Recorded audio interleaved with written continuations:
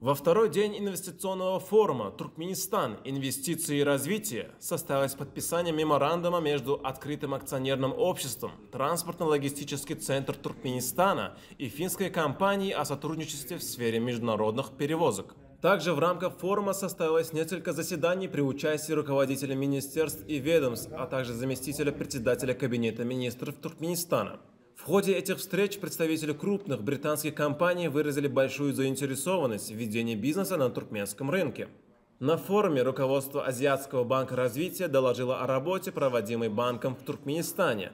В докладе было отмечено, что проект кольцевой электросистемы Министерства энергетики Туркменистана реализуется при финансировании этого банка, а также разрабатывается проект строительства медицинского училища по подготовке специалистов для Министерства здравоохранения и медицинской промышленности Туркменистана. И подчеркнул, что банк намерен продолжать дальнейшее сотрудничество в этих сферах.